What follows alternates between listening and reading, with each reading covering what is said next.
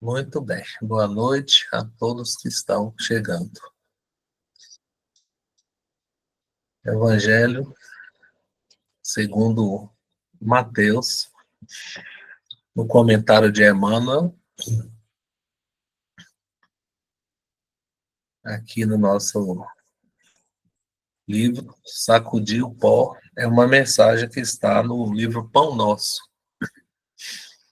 Aquela coleção Fonte Viva, ela tem um grau de dificuldade um pouco além, assim, mais puxadinha, assim, especialmente o Fonte Viva mesmo. Então, Mateus 10, 14, Silvinha, na tradução do Almeida Corrigida. E se ninguém vos receber, nem escutar as vossas palavras, saindo daquela casa ou cidade, sacudi o pó dos vossos pés.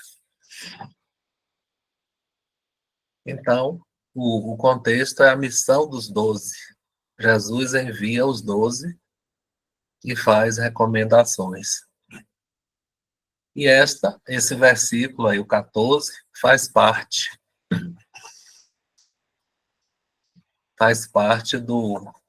da prevenção que Jesus está a fazer em relação à rejeição da mensagem, da hostilidade, do não acolhimento. Isso acontece sempre, né? Ainda mais com os mensageiros imperfeitos. Então, o que seria sacudir o pó, né? O pó das sandálias?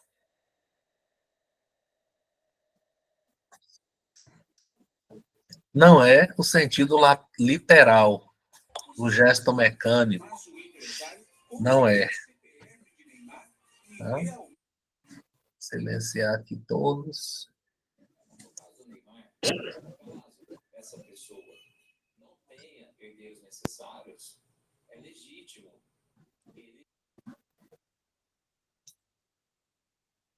Pronto. Então, o significado ele fala que é mais profundo, que é extinguir o fermento doentio. Aí eu procurei assim o sentido da palavra fermento e vi que não era como algo que faz crescer. Não. Fermento seria a causa latente de uma ideia, de uma paixão, ódio ou mudança. Então, fermento aí está como causa. Tá? Então, o sacudir o pó significa extinguir a causa daquilo que leva ao adoecimento. Tá? Sentido figurado.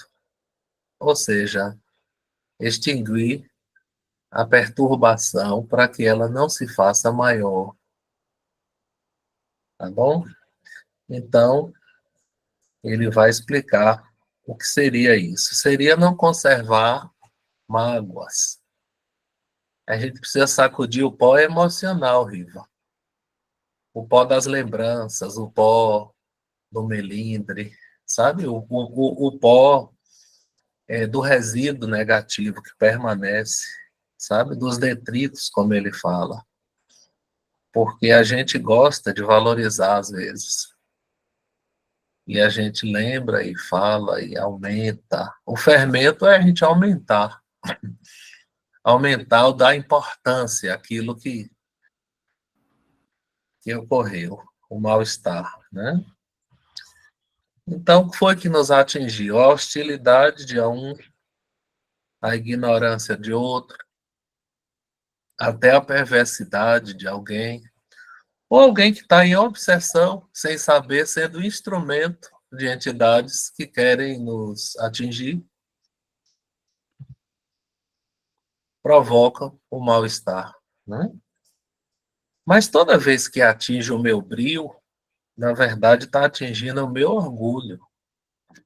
É uma boa. Quem se sente muito melindrado, muito magoado, é porque é muito orgulhoso, viu? Aide. Porque é assim que a gente mede o grau de vaidade, quando ficamos melindrados, né? A gente se dá tanta importância que, olha, o que essa pessoa me fez, né? Me rebaixou. Ora, se a gente já anda no baixo, não tem mais como descer mais, né? Só é rebaixado quem se eleva.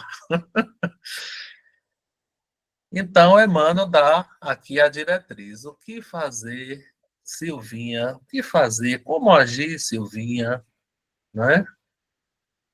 Quando a chuva dos problemas chegam nas relações, né? Primeira coisa, não nos fixar no tema. Ou seja, a gente precisa desenvolver o treino, a habilidade do desapego, da desligar, não dar importância. Diz André Luiz que o mal, em tempo algum, merece comentários. Então, eu já vi pessoas educadas, evangelicamente falando, recebendo notícias assim, com tom de fofoca, e a pessoa desconversar, não dar importância, não dizer nada e aquilo morrer ali. Então, a primeira coisa, não nos fixar no tema, no problema. Evitar longas observações ou apontamentos. Então, evitar ficar dando resposta longa no zap, para tentar explicar, tentar apagar um incêndio. Às vezes o outro não está com a cabeça boa para ler, e quando lê, interpreta errado. Olha, interpreta até as conversas são interpretadas erradas, né? Então, Emmanuel fala assim, não se alongue em observações, porque essas conversas só podem aumentar as sombras e as dificuldades. Você acaba falando mais coisas e aí a pessoa vai melindrar agora dobrado, né? Não e nunca acusar a pessoa do que fez seria perda de tempo e além de não resolver nada, tá? E a gente deve focar em si mesmo. No trabalho espiritual, até no evangelho, a gente tem um combinado assim durante o evangelho, viu, Aide? O combinado é assim, a cada um se liga em você mesmo. Não pense na tia, não pense na irmã, no parente, em alguém que queria que estivesse aqui escutando isso. O proveito que a gente pode fazer algo é sobre nós mesmos, né? E é o trabalho, né? Eu só sei de mim, só sei de mim. Na hora da nossa morte, amém, o anjo da guarda não vai perguntar, então, como é que tá lá o pessoal, né? Vai perguntar, como é que tá você, né?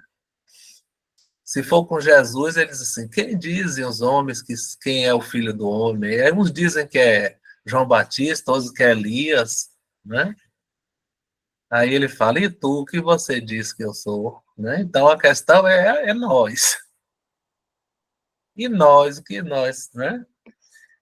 Pronto, então, aí ele dá a conclusão aqui, ó, a mensagem do livro Pão Nosso, tá? Capítulo 71, que é encomenda-os com amor a Jesus. Ah, não é só encomendar, vai com Deus, não, é com amor.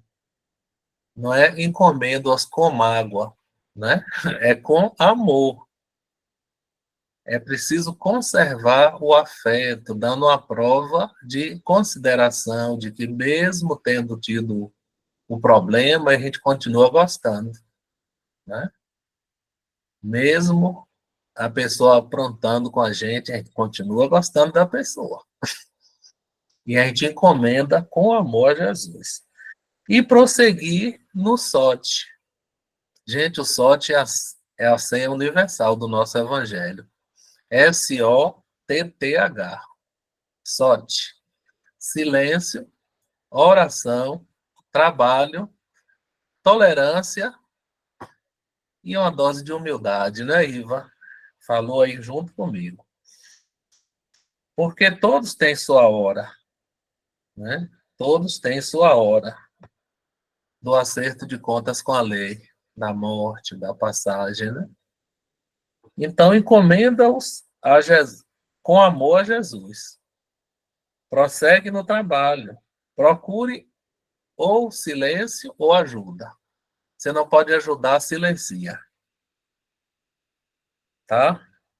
E sacuda a poeira das más impressões, tá? Este é o trabalho.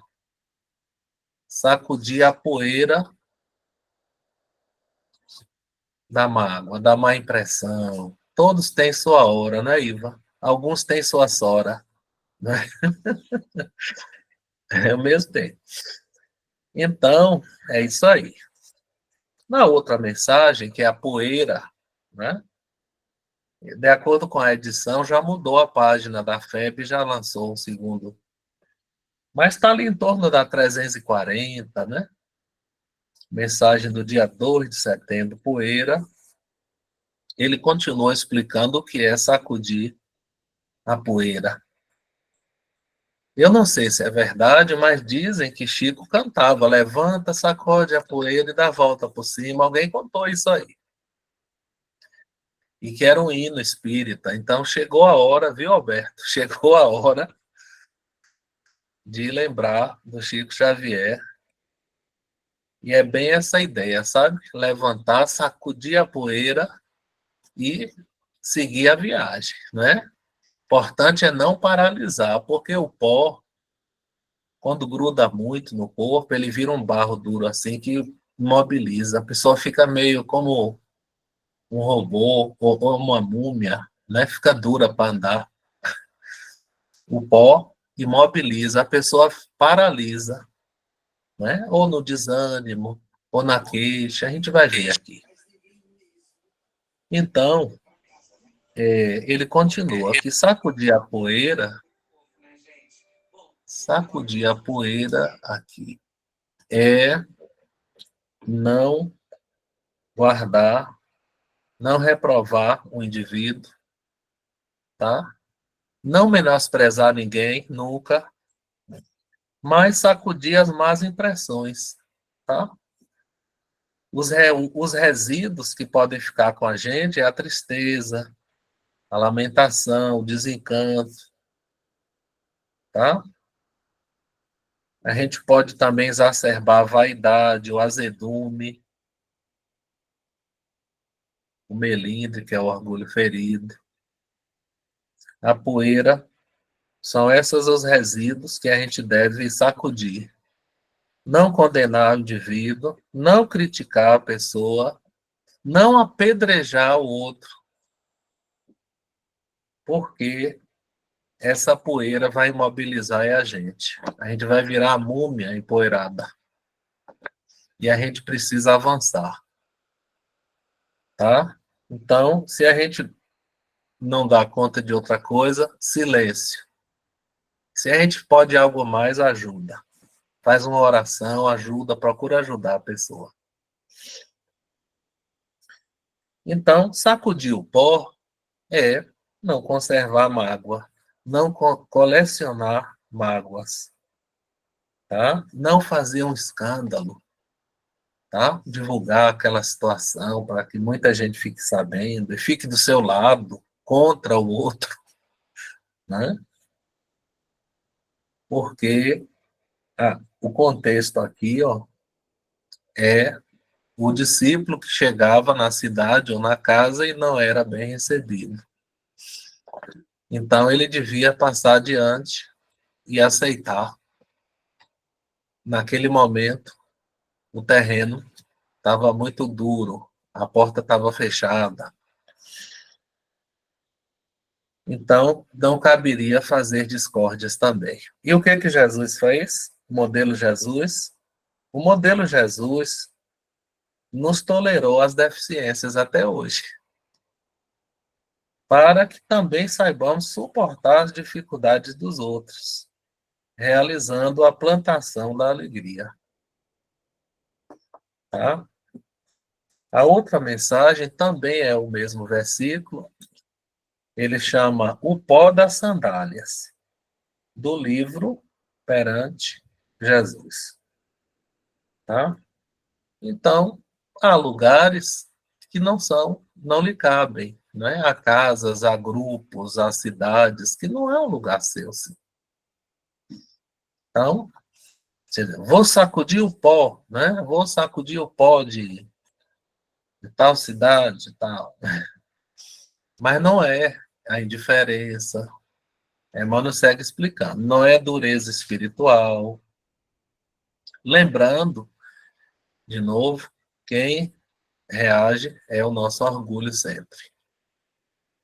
Viu, André? Reconhecer, né? Reconhecer. É. Então, o que é o pó, André? O que é o pó? O que é que a gente não deve permitir? Tem um parágrafo grandão aqui que fala sobre os pós, né? São estados espirituais, né? A preocupação de receber considerações sociais, a tristeza diante da calúnia, a expectativa de resultados de nossas ações, a revolta quando a gente observa o mal acontecendo, a indisciplina em relação à lei do mundo de César, o desânimo diante das dificuldades, olha o tanto de pó, o desalento diante dos obstáculos, olha o tanto de pó, Alberto, a exigência da compreensão dos outros, os melindres da suposta superioridade e os piores, a desistência da boa luta, a deserção do trabalho de auxílio ao próximo. Tudo isso é pó e poeira, né? Que a gente não deve permitir que aconteça, sacudindo o pó. São estados espirituais. Se o indivíduo fica parado ali, vira estágio. O estado é uma coisa momentânea, que você deve reagir e sair. Mas se você fica estacionado, vira estágio, ou nível. O nível lhe prende ali naquele, né, estado mais duradouro. Então, esqueçamos tudo que nos incline para a inutilidade ou paralisia e marchemos. Tá muito naquela pegada ali do fazer, né? Porque devemos prosseguir semeando o bem, cultivando o bem, defendendo o bem, em todos os setores, acreditando no dia teremos um resultado para a vida imortal. Então, essas três mensagens, elas falam da capacidade que devemos desenvolver de desligar ou esquecer dos pós, dos resíduos, do passado, das coisas que andaram acontecendo na família, no grupo espiritual, no trabalho. Coisa ruim não merece que a gente guarde com a gente. Só coisa boa. Maior investimento é só no que é positivo. E agora a gente passa para um outro versículo, que é: aquele que perseverar até o fim será salvo. A mensagem é sobre a perseverança, perseverar. Inevitavelmente nos lembramos do Centro Perseverança, nossa casa amiga, onde a gente ficou muitos anos.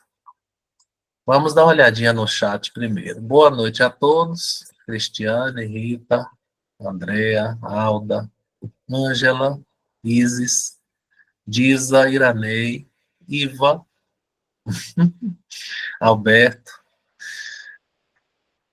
Reconhece o erro, né, e não desanima. Levanta, sacode a poeira. É verdade, André. Reconhecer faz parte, né? O reconhecimento. da nossa condição humana imperfeita e aceitar isso. Aquele que perseverar até o fim será salvo. Mensagem do livro Ideal Espírita. Perseverar. Sobre a perseverança. A perseverança, ele leva às vitórias. Em todas as áreas. Tá? Então, quando o indivíduo persevera na edificação do progresso, né, ele vai renovar as vidas dos terceiros e seus próprios caminhos são renovados. Quem persevera no estudo se torna um mestre. O cientista que persevera na investigação, o outro que persevera na arte. Perseverar no bem leva à angelitude. Perseverar no aprendizado com constância leva ao triunfo. Com a perseverança, o projeto vira realidade. Necessitamos perseverar no bem para alcançar o êxito.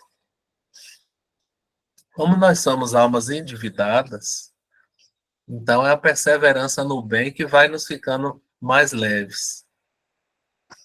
Sábado a gente estava arrumando uma cesta básica, aí a gente botou um bocado de mesa e saiu colocando um item de cada gênero, eram 12. E eu, apressado, peguei um fardo de farinha enorme, coloquei debaixo de um braço e fui tirando um a um, assim, colocando em cima da mesa, né? E fui andando. Na medida que eu fui caminhando, foi ficando leve. Até que eu botei a última farinha e aí senti aquela leveza. Eu falei, é assim, a gente vai trabalhando e perseverando no bem e nosso fardo vai ficando leve. Hein, Alberto? Hein, André? Aí me vê essa imagem, né? E aqui eu estou vendo aqui, ó. Então, perseverar na educação, Kátia, para iluminar nossa consciência.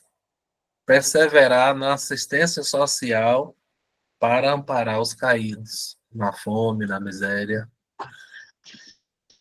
Jesus falou. O que foi que Jesus falou?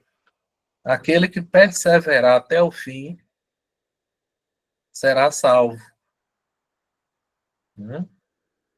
Então, asila-te na fortaleza da fé, lembrando que os transes que te visitam, os problemas, né, eles têm limites, justos e naturais. Deus está acompanhando tudo, né, está cuidando. Não nos cabe o dever de deixar de servir. Precisamos esperar, confiar para a nossa própria felicidade hoje e amanhã. Próximo versículo. A estima do mundo. Está no livro Caminho, Verdade e Vida. O versículo 25 diz: se chamaram Belzebu ao pai da família, quanto mais aos seus domésticos. Se chamaram Jesus feiticeiro, que não chamarão os cristãos, né? Então, Emmanuel escreve nesse livrinho Caminho, Verdade e Vida, um texto que chama A Estima ou A Consideração do Mundo, dizendo que muitos discípulos se inquietam, se preocupam, né? Ficam ansiosos de seus pontos de vista, de seus gostos, predileções.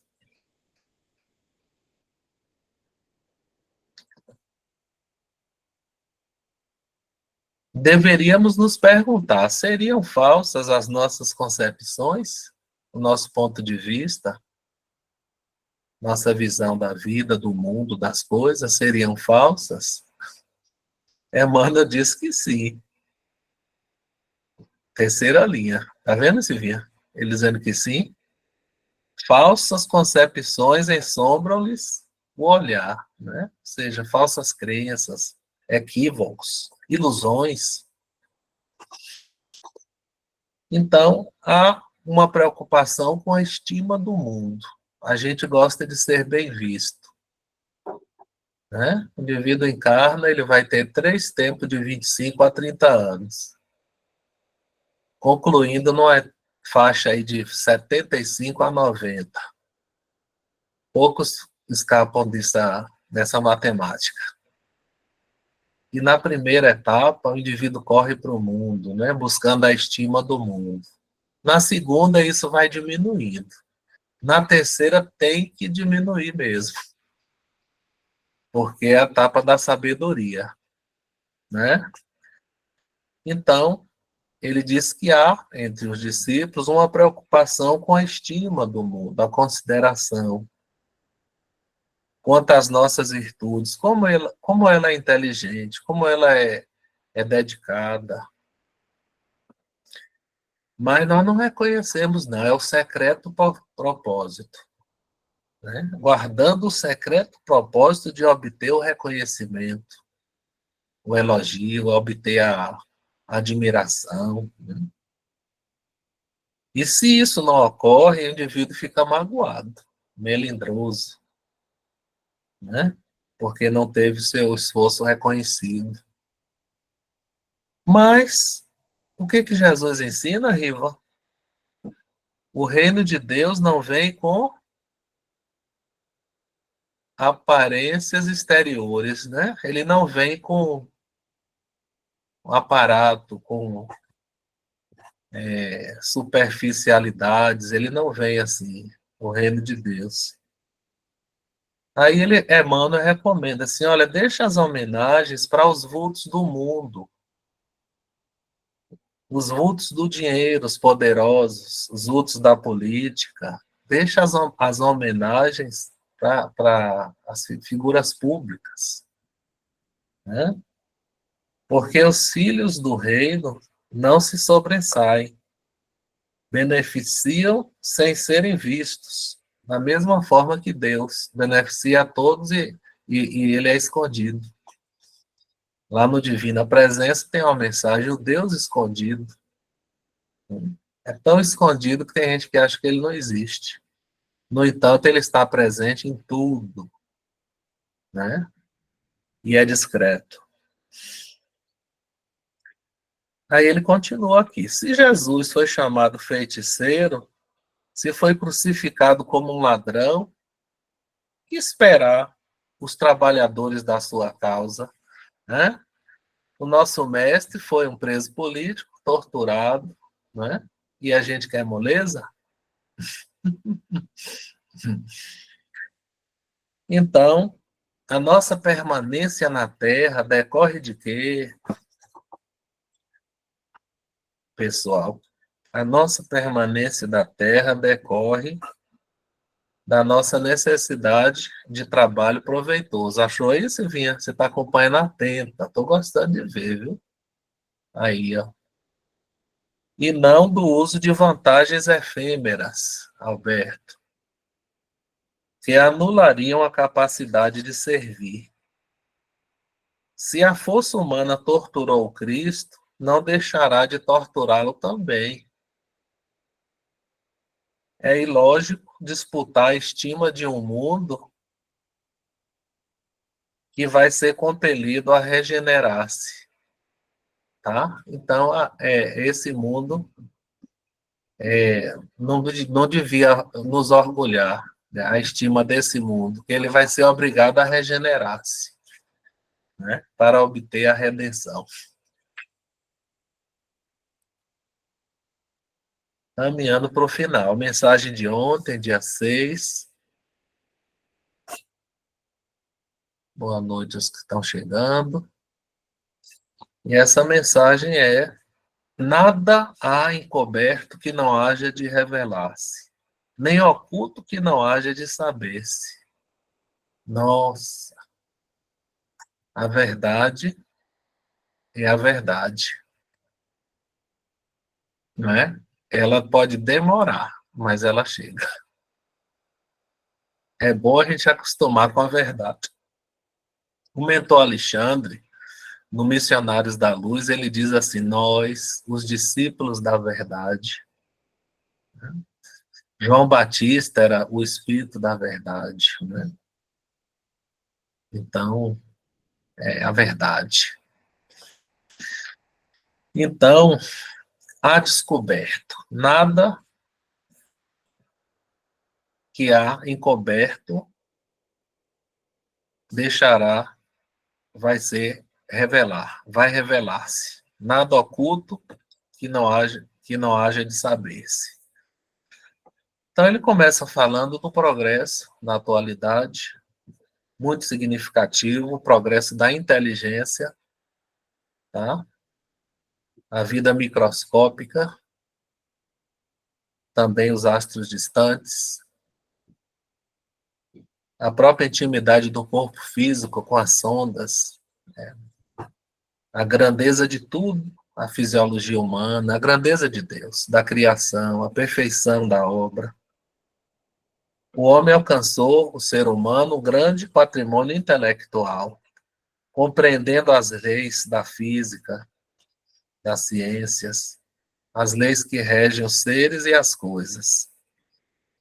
No entanto, quanto mais o indivíduo conhece, percebe o tanto que ele desconhece. Né? Vai se tornando um pequeno Sócrates. Eu só sei que eu nada sei. Né? Deve ser esta a minha vantagem, porque eu só sei que nada sei, diante do tanto que temos que, do desconhecido. Né? Então, e quanto mais estuda, mais admira a excelsitude de Deus, a grandeza, a sabedoria de Deus. Então, perante a lei divina, ninguém consegue disfarçar o menor pensamento. Aqui é que vem a parte terrível, viu, Silvinha?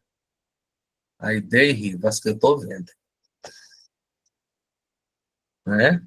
Perante a lei, ninguém consegue disfarçar o menor pensamento. Tudo pode ser descortinado e medido. É como se a gente vivesse o tempo todo no Big Brother. As câmeras estão em cima, mas não mostrando só fora, não, mostrando dentro também da gente. É assim que a gente vê André Luiz, porque o espírito aproxima, entra na mente e lê a história toda. O homem está lá perturbado, André Luiz chega com o mentor, e aí ele vai ler. Bora, meu irmão, bora fazer um passeio no barco. Né? Aí, quando está no meio da lagoa, ele sacode o barco, o irmão que não sabia nadar cai para afoga. Aí ele volta, socorro, um acidente, né? Aí fica com a mulher dele, do irmão, e com a herança. E a entidade, assistindo tudo, sabendo de tudo, fica esperando ele, e esse drama se desenrola num dos livros de André Luiz. Então, nada oculto que não vai ser revelado. A verdade vem à tona sempre. Né? Não há o que a gente se preocupar com isso. Tá? Os fatos, a realidade, nossas mentalizações, tudo será revisado no momento oportuno. Os terapeutas no mundo espiritual, eles fazem um estudo para ver, não é, a condição espiritual e as necessidades futuras, né? A nova encarnação, tal curso, tal treinamento para qualificar. Porque, segundo a lei, nada há oculto ou encoberto que não haja de revelar-se. Então, concluindo, vamos recordar o ensino vivo, agindo na esfera particular como quem vive à frente da multidão. Quando você está com as pessoas, vigia a sua língua. Quando você está sozinho, vigia a sua mente. Né? Então, Emmanuel aconselha assim, ó, age no particular como quem vive à frente da multidão. A gente faz assim, a gente fora de casa se comporta de um jeito mais disciplinado, assim, mais cuidadoso. Aí em casa a gente estoura, a gente briga, solta, né? Perde a censura. Porquanto nossos mínimos movimentos, na soledade ou na sombra, podem ser também trazidos ao campo da plena luz. Só fiz um comentário aqui embaixo, eu botei assim, vixe, né? Vixe, não adianta, né? Nem tentar esconder, né? Não adianta nem tentar me esconder, né? O mentor vai ver, hein, André? Portanto, é, para concluir, para concluir o evangelho. Portanto, qualquer um que me confessar diante das pessoas, dos homens, eu confessarei diante do meu Pai que está nos céus. Aqui é uma fala de Jesus. No livro segue-me a mensagem nos caminhos da fé. Ele está falando do testemunho de fé, que não deve ser uma fé à vista, né? A fé à vista é assim, nos momentos de calamidade pública. Então, aquela mobilização, vamos doar, vamos, né? A fé deve ser a prestação, viu?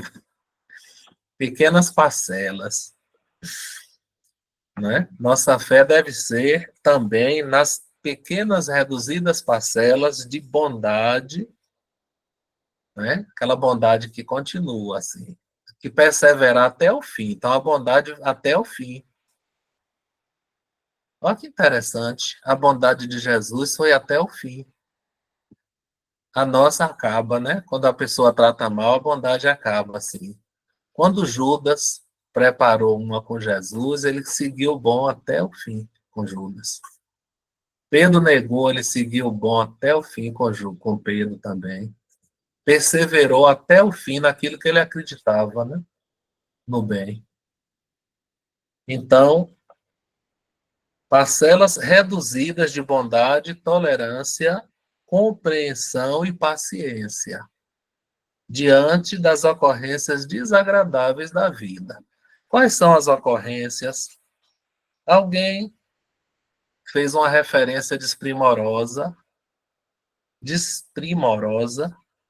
o outro olhou com suspeita, o outro negou um pedido nosso, o beliscão da crítica, né? Uma desatenção que a gente recebeu. Às vezes a doença chega, às vezes chega no pacote, né? Uma atrás da outra, característica da turma Jade, né? Que é a turma já de idade. Um prejuízo financeiro, um Pix infeliz, né? Alguém que passou pela filha e pediu assim, oh, manda aí 5.000, porque eu preciso pagar aqui uma conta. E era o ladrão. O desafio da discórdia, né? Tudo isso aí são ocorrências desagradáveis pedindo a nossa parcela pequenina de tolerância, de bondade, de paciência e de compreensão. Porque a fé não é só uma questão de palavras, mas também na superação dos aborrecimentos comuns. Porque só atravessando as pequenas contrariedades do dia a dia, e tem uma frase do Evangelho assim, cada dia tem o seu mal, né? Então, só atravessando as diminutas contrariedades do dia a dia, como grandes ocasiões de revelar confiança em Jesus, é que aprenderemos a suportar as grandes provações como se fossem pequenas. Olha que interessante, suportar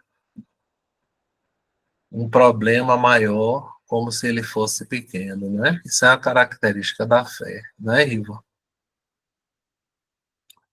A gente deve tratar o problema do tamanho que ele é.